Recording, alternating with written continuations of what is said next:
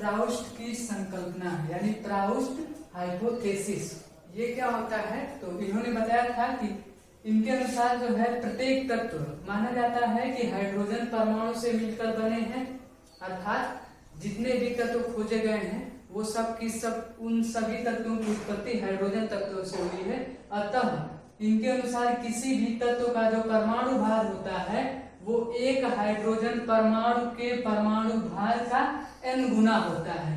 n गुना होने का मतलब है कि यदि हम किसी दूसरे तत्व का परमाणु भार ज्ञात करते हैं तो उसका परमाणु भार एक हाइड्रोजन परमाणु के भार का n गुना होगा। अतः हम लिख सकते हैं या अर्थात लिख सकते हैं कि एक तत्व का परमाणु भार बराबर n इंटू एक हाइड्रोजन परमाणु का परमाणु भार, जहां n क्या होता है, तो n हाइड्रोजन परमाणुओं की संख्या है जो क्रमशः 1 2 3 4 5 डॉट डॉट डॉट n तक हो सकती है। और h क्या होता है, तो h का जो परमाणु भार होता है वो 1 होता है।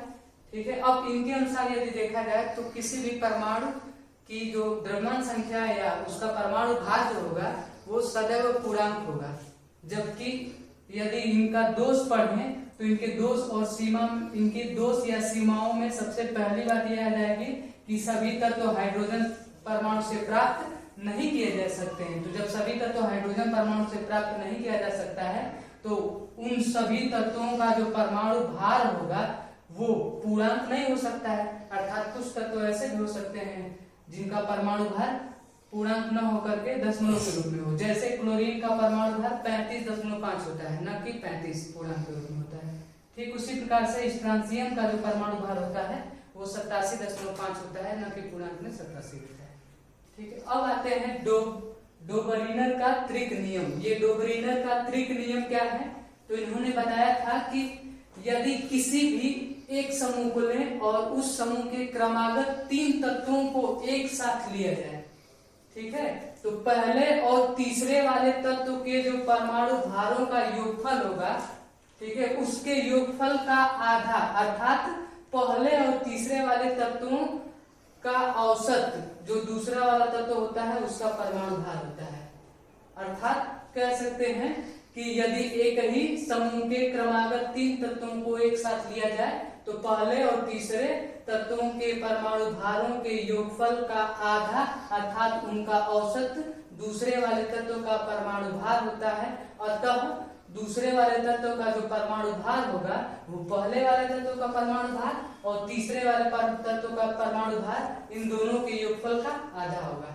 जैसे एग्जांपल देखें तो यदि हम प्रथम समूह जिसको फर्स्ट ए बोलते हैं, इस प्रथम समूह के 3 तत्वों को एक साथ लें, जैसे लिथियम है, सोडियम है, पोटेशियम है, तो चूंकि हम जानते हैं कि लिथियम की द्रव्यमान संख्या या इसका परमाणु भार 7 होता है, पोटेशियम का 39 होता है, तो सोडियम का परमाणु भार उनको निकालना होगा। तो डोबर नियम के त्रिक नियम से हम जानते हैं कि पहले तत्व का परमाणु भार यानी 7 और पोटेशियम का परमाणु भार यानी 39 और इन दोनों के योगफल का आधा, अर्थात जो अंक आएगा वही अंक सोडियम का परमाणु भार होगा। अतः सोडियम का परमाणु भार 23 होगा। उसी प्रकार से दूसरा अगर एग्जांपल देखें तो द्वितीय समूह के 3 तत्वों को ले, जैसे बेरिलियम, मैग्नीशियम, कैल्शियम। तो बेरिलियम का परमाणु भार जो होता है 9 होता है, कैल्शियम का 40 होता है। अब हमको यदि मैग्नीशियम का निकालना हो तो मैग्नीशियम का परमाणु भार कितना होगा, तो 9 + 40/2 यानी 24.5। अतः यदि इसको हम एग्जैक्ट लिखें तो मैग्नीशियम का परमाणु भार पूर्णांक के रूप में 24 मान लिया जाता है। अब इसके अंतर्गत इनकी दोष क्या है, तो इनके दोष में जितने भी तत्व थे उन सभी तत्वों का जो परमाणु भार है वो डोबर नियम के त्रिक नियम से ज्ञात नहीं किया जा सकता। क्यों? क्योंकि जो डी और एफ ब्लॉक के तत्व हैं, ठीक है, ये दोनों ब्लॉक के तत्व डोबर नियम के त्रिक नियम को पर फॉलो नहीं करते हैं। अर्थात कह सकते हैं कि जो डी और एफ ब्लॉक के तत्व होते हैं इनके लिए यह नियम उपयुक्त नहीं है। इस बार जानते हैं न्यूलैंड का अष्टक नियम। ये न्यूलैंड का अष्टक नियम क्या होता है, तो अक्रिय गैसों जैसे हीलियम, नियान, आर्गन, क्रिप्टॉन, जिनान, रेडान, इनको छोड़कर जब तत्वों को उनके परमाणु भारों के बढ़ते हुए क्रम में व्यवस्थित करते हैं तो प्रत्येक 7वें तत्व के बाद अर्थात 8वें तत्व से समान गुणधर्म वाले तत्वों की पुनरावृत्ति होती है, जैसा कि संगीत के स्वरों सा रे गा मा पा धा नी सा में हम देखेंगे तो सा जो पहले डिजिट पे है वो पुनः 8वें डिजिट पे वही शब्द वही अक्षर आ रहा है। इसी प्रकार से न्यूलैंड के अष्टक नियम में भी क्या होता है कि 7वें तत्व के बाद जैसे यहाँ देखें तो हाइड्रोजन, उसके से अक्रिय गैसों को छोड़ना है तो हाइड्रोजन के बाद हीलियम आएगा तो हीलियम को छोड़ देंगे, फिर lithium, beryllium, boron, carbon, nitrogen, oxygen. Oxygen के बाद देखेंगे तो 1 2 3 4 5 6 7 हो गए। 7वें के बाद 8वां लिखेंगे तो 8वां पुनः कहाँ चला जाएगा, जो पहले वाले के समान। तो ऑक्सीजन के बाद फ्लोरीन, फिर इसका से नियान आएगा तो नियान अक्रिय गैस है, छोड़ देंगे। फिर लिखेंगे ये सोडियम के बाद फ्लोरीन के बाद sodium, magnesium, aluminium, silicon, phosphorus, sulphur. Sulphur के बाद पुनः 7 हो जाएंगे तो ऊपर जाएंगे तो क्लोरीन, क्लोरीन के बाद आर्गन आएगा, आर्गन अक्रिय गैस है तो छोड़ देंगे। फिर लिखेंगे पोटेशियम, कैल्शियम। अब इसमें देखें तो अब जो गुणधर्म पहले तत्व का था वही गुणधर्म 8वें का होगा क्योंकि समान होंगे।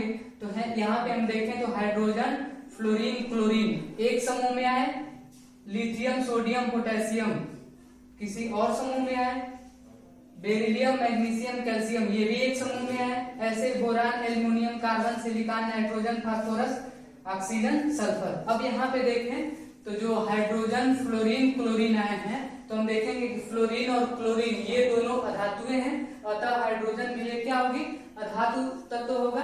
ठीक है, जिसके जो गुणधर्म है, ठीक है, बिल्कुल उसी के समान होंगे जैसे फ्लोरीन और क्लोरीन के होंगे। यदि फ्लोरीन एक इलेक्ट्रॉनों का त्याग कर ऋणायन बनाता है तो क्लोरीन भी एक इलेक्ट्रॉनों का त्याग कर सर पूरा वीडियो खराब हो जाएगा। न्यूलैंड का अष्टक नियम, न्यूलैंड का अष्टक नियम क्या है, तो अक्रिय गैसों जैसे हीलियम, नियान, आर्गन, क्रिप्टॉन, जिनान, रेडान इनको छोड़कर जब तत्वों को उनके परमाणु भारों के बढ़ते हुए क्रम में व्यवस्थित करें तो प्रत्येक 7वें तत्व के बाद अर्थात 8वें तत्व से समान गुणधर्म वाले तत्वों की पुनरावृत्ति होती है, जैसा कि संगीत के स्वरों सा रे गा मा पा धा नी सा में हम देखें तो जो सा अक्षर है वो पुनः 8वें अक्षर पे आ रहा है। ठीक उसी प्रकार से न्यूलैंड के अष्टक नियम में यदि हम तत्वों को उनके परमाणु भारों के बढ़ते हुए क्रम में रखेंगे तो हाइड्रोजन के बाद हीलियम आता है तो ये अक्रिय गैस छोड़ देंगे, फिर lithium, beryllium, boron, carbon, nitrogen, oxygen के बाद पुनः 7 अब हो जाएंगे तो 7वें के बाद 8वां तत्व पहले के समान होगा तो फ्लोरीन, उसके बाद से नियान आएगा, अक्रिय गैस छोड़ देंगे, sodium, magnesium, aluminium, silicon, phosphorus, sulphur के बाद पुनः 7 हो गए, 8वें को ऊपर लिखेंगे तो क्लोरीन के बाद आर्गन आएगा जो अक्रिय गैस छोड़ देंगे, फिर पोटेशियम, उसके बाद से कैल्शियम, ऐसे आगे डट बढ़ता जाएगा। अब इसमें हम देखेंगे तो जो हाइड्रोजन, फ्लोरीन और क्लोरीन तीनों एक साथ आए हैं तो इनके गुणधर्म एक समान होंगे। ऐसे ये लिथियम, सोडियम, पोटेशियम ये तीनों एक समान आए हैं या एक साथ आए हैं तो इनके गुणधर्म भी एक समान होंगे। बेरिलियम, मैग्नीशियम, कैल्शियम ये तीनों एक साथ आए हैं तो इनके भी गुणधर्म एक समान होंगे। ऐसे इन सबके गुणधर्म एक एक समान होते जाएंगे। अब देखें तो फ्लोरीन और क्लोरीन ये दोनों अधातु हैं, अतः हाइड्रोजन भी एक अधातु तत्व होगा, जिसके फलस्वरूप इसका गुणधर्म चौथे समूह से मिलेगा। तो चूंकि फ्लोरीन और क्लोरीन 7वें समूह के तत्व हैं तो हाइड्रोजन भी नियमानुसार चौथे समूह का तत्व माना जाएगा। 7वें समूह में मतलब इसके गुणधर्म 7वें समूह से मिलेंगे। जब 7वें समूह से मिलते हैं तो इस हाइड्रोजन को 7वें समूह में भी रखा जा सकता है, परंतु इसे धातुओं की श्रेणी यानी पहले समूह में रखा गया। पहले समूह में कौन होंगे तो पहले समूह में लिथियम, सोडियम, पोटेशियम है, दूसरे समूह में बेरिलियम, मैग्नीशियम, कैल्शियम है, तीसरे समूह में बोरान, एल्युमिनियम है, चौथे समूह में कार्बन, सिलिकॉन है, 5वें समूह में नाइट्रोजन, फास्फोरस है, छठवें समूह में ऑक्सीजन सल्फर है और सातवें समूह में हाइड्रोजन फ्लोरीन क्लोरीन है। ठीक है, अब इसके आते हैं दोष या सीमाएं। इसके दोष क्या है? तो ये न्यूलैंड का अष्टक नियम जो है, यह नियम केवल कैल्शियम तक ही मान्य होता है, क्योंकि कैल्शियम के बाद अगर हम इसके नीचे आगे बढ़े तो कैल्शियम के बाद जो scandium, titanium, vanadium, chromium, manganese, iron, cobalt, nickel, copper, zinc, ये जो एलिमेंट आएंगे ये सब डी ब्लॉक के तत्व हैं और डी ब्लॉक के तत्वों की उपस्थिति के कारण यह 8 तत्वों की जगह पे 18 तत्वों का अंतर हो जाता है। इसीलिए न्यूलैंड का अष्टक नियम केवल कैल्शियम तक ही मान्य। लोथल मेयर वक्र क्या होता है? तो इसका ये आप लोग ग्राफ देख रहे हैं, ये जो ग्राफ है ये लोथल मेयर वक्र का एक ग्राफ है। इसको कैसे दिया गया है? तो इन्होंने बताया कि विभिन्न तत्वों के परमाणु भार को जो है एक्स एक्सिस पे रखा गया है और परमाणु आयतन के बीच एक ग्राफ बनाया गया है। तो परमाणु भार और परमाणु आयतन के बीच जो ग्राफ बना उसमें ये परमाणु भार एक्स एक्सिस पे है और परमाणु आयतन वाई एक्सिस पे है। ठीक है, और इससे जो ग्राफ बना उसी ग्राफ को ही लोथल मेयर वक्र कहा गया और इस वक्र से निम्न निष्कर्ष निकाले गए, जिसमें पहला था कि प्रबल धन विद्युतीय तत्व। और प्रबल धन विद्युतीय तत्व जिनको क्षारीय धातुएं कहते हैं और ये प्रथम समूह की धातुएं हैं, जैसे lithium, sodium, potassium, rubidium, caesium. ठीक है, इनको वक्र पर शीर्ष स्थान दिया गया है। तो ये वक्र पे शीर्ष स्थान कौन सा है? तो ये जो आपका बिंदु है ये इसका शीर्ष स्थान है। अब इस बिंदुओं पे देखिए, ये लिथियम है, सोडियम है, पोटेशियम है, रुबिडियम है, सीजियम है। ठीक है, दूसरी बात कही गई कि जो दुर्बल धन विद्युतीय तत्व हैं, जैसे क्षारीय मृदा धातुएं। अब क्षारीय मृदा धातुएं में आती है beryllium, magnesium, calcium, strontium, barium. इनको वक्र पर अवरोही स्थान लेते हैं, या ये वक्र पे अवरोही स्थान पे रखे गए हैं। तो अवरोही स्थान का मतलब होता है कि यदि हम शीर्ष से नीचे की ओर जाएं तो ये अवरोही स्थान होगा और यदि हम शीर्ष की तरफ जाएं तो वो आरोही होगा। तो अवरोही में लिथियम के बाद चूंकि बेरिलियम आता है तो इसीलिए इस रेखा पे निचले स्थान पर रखा गया है। फिर उसके ऐसे सोडियम के बाद मैग्नीशियम आता है, तो चूंकि ये क्षारीय मृदा धातु का तत्व है तो इसको हम कहाँ रखेंगे? नीचे। फिर इस शीर्ष से कैल्शियम को नीचे रखेंगे अवरोही के लिए। उसके बाद रुबिडियम के नीचे स्ट्रांसियम को रखेंगे अवरोही स्थान पे।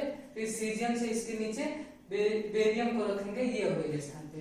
तो इस प्रकार से जो धन विद्युतीय तत्व, ये दुर्बल धन विद्युतीय तत्व थे जिनको क्षारीय मृदा धातुएं कही गई, इनको इस वक्र में अवरोही स्थान पे क्रमशः दर्शाया गया है।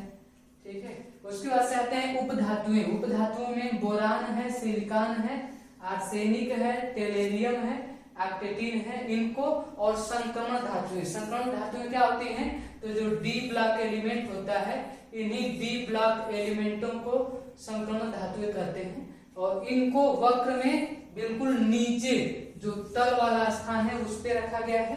तो इसके नीचे ये जो देख रहे हैं ये तल वाले स्थान पे उपधातुओं को और संक्रमण तत्वों को रखा गया है। ठीक, उसके बाद से आता है चौथा पॉइंट क्या है? तो प्रबल ऋण विद्युतीय तत्व। ये प्रबल ऋण विद्युतीय तत्व क्या है? तो इन तत्वों को हैलोजन परिवार का तत्व बोलते हैं। इनको 7वें समूह में रखा गया है, यानी 7A समूह में है। ठीक है, और आधुनिक आवर्त सारणी में देखेंगे तो 17वां स्थान है। अब इसमें हैलोजन में आते हैं फ्लोरीन, क्लोरीन, ब्रोमीन, आयोडीन। इनको वक्र पे आरोही स्थान दिया गया है, या ये वक्र पे आरोही स्थान ग्रहण करते हैं। तो आरोही का मतलब होता है कि ये शीर्ष की ओर जाएंगे। तो जब शीर्ष की ओर जाएंगे तो सोडियम से चूंकि नीचे पहले पड़ता है फ्लोरीन, अतः ये शीर्ष की ओर जाएगा, तो इसीलिए फ्लोरीन को हम यहाँ पे रखेंगे जो ऊपर जाते हुए शीर्ष स्थान को प्राप्त करेगा। ऐसे ही क्लोरीन को आरोही में रखेंगे तो शीर्ष की ओर जाएगा। फिर ब्रोमीन है, एक्टिन है। इस प्रकार से जो प्रबल ऋण विद्युतीय तत्व हैं, ठीक है, उनमें हैलोजन परिवार के तत्वों को वक्र पे आरोही स्थान दिया गया है। ठीक है, अब इन सभी चीजों से क्या निष्कर्ष निकलता है? तो एक बात स्पष्ट होती है, इनमें ये कहा गया है कि समान गुण वाले जो तत्व हैं उन तत्वों को वक्र पे समान स्थान दिया गया है, या समान गुणों वाले तत्व वक्र पे समान स्थान ग्रहण करते हैं। अब समान स्थान ग्रहण करने का मतलब है कि अगर इससे हम कोई खींचे तो एक लाइन खींची जाएगी, जैसे ये एक समान वक्र पे है।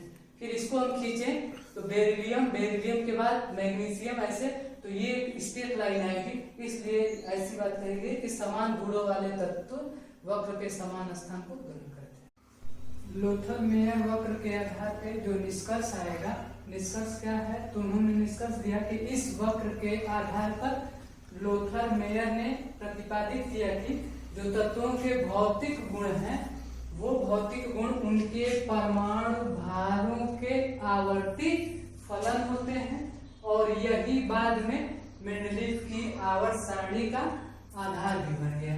अब आवर्ती फलन क्या होते हैं, तो आवर्ती फलन के लिए उन्होंने परिभाषित किया कि जब तत्वों को उनके परमाणु भारों के बढ़ते हुए क्रम में व्यवस्थित करते हैं तो एक निश्चित समय अंतराल के पश्चात पुनः समान गुणधर्म वाले तत्वों की पुनरावृत्ति होती है और इसी पुनरावृत्ति को आवर्ती फलन कहते हैं। और तत्पश्चात मेंडलीव ने अपना एक नियम दिया जिसे आवर्त नियम और एक सारणी बनाई जिसे मेंडलीव की आवर्त सारणी कहते हैं।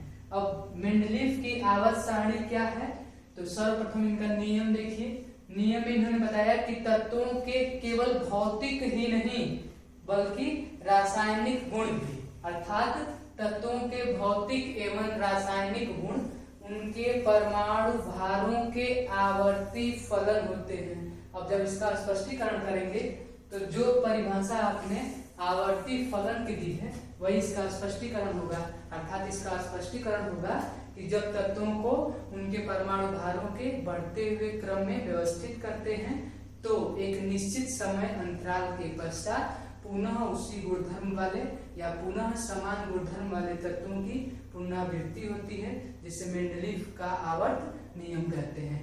अब उस आवर्त नियम के आधार पे इन्होंने एक सारणी बनाई और सारणी क्या थी, तो मेंडलीव ने तत्वों को उनके परमाणु भारों के बढ़ते हुए क्रम में व्यवस्थित कर एक सारणी बनाई जिसे मेंडलीव की आवर्त सारणी कहते हैं। मेंडलीव की आवर्त सारणी की विशेषताओं में पहला है आवर्त के संदर्भ में।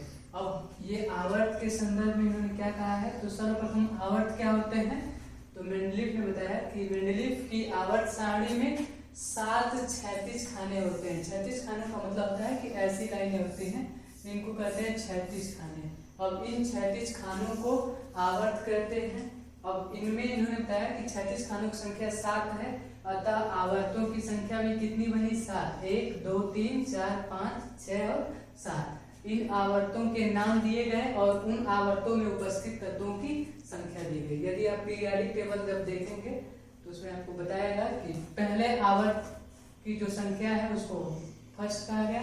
फर्स्ट को अति लघु आवर्त के नाम से जाना गया और इस अति लघु आवर्त तत्वों की संख्या 2 है और इनमें क्रमशः हाइड्रोजन आता है, हीलियम आता है। ठीक है, जब देखेंगे पीरियोडिक टेबल तो आपको ये बताएगा।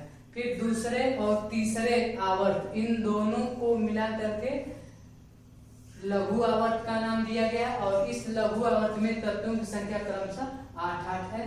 फिर चौथे और पांचवें आवर्त को दीर्घ आवर्त कहा गया, इनमें तत्वों की संख्या 18 है। फिर छठवें आवर्त को अति दीर्घ आवर्त कहा गया, उसमें तत्वों की संख्या 32 है और सातवें आवर्त का कोई नाम नहीं है, उनमें तत्वों की संख्या 27 है। ठीक है, अब दूसरा विशेषता आती है वर्ग के संदर्भ में। वर्ग के संदर्भ में क्या कहा गया, तो इन्होंने बताया कि मेंडलीव की आवर्त सारणी में 9 लंबवत खाने होते हैं और इन 9 लंबवत खानों को वर्ग या समूह कहते हैं। इनमें फर्स्ट ए जिसको प्रथम समूह, सेकेंड ए द्वितीय समूह, थर्ड ए तृतीय समूह, फोर्थ ए चौथा समूह, फिफ्थ ए पांचवा समूह, 6 ए छठा समूह, 7th ए सातवां समूह और ये है 8 आठवें समूह को 3 उप समूहों में बांटा गया। और ये 3 उप समूह कौन है, तो ये 3 उप समूह जो है आठवां 9वां और 10वां है। उसके बाद से नोबल गैसें हैं जिनको अक्रिय गैस के नाम से जानते हैं। अगली विशेषता है मेंडलीफ ने तत्वों को परमाणु भार के आधार पे व्यवस्थित किया है, अर्थात इनकी जो सारणी है वो परमाणु भार को ध्यान में रखते हुए बनाई गई है। अगला है इन्होंने समान गुणधर्म वाले तत्वों को एक ही समूह में रखा है, जबकि भिन्न भिन्न गुणधर्म वाले तत्वों को या विभिन्न गुणधर्म वाले तत्वों को भिन्न भिन्न समूहों में डिवाइड किया है या विभाजित किया है।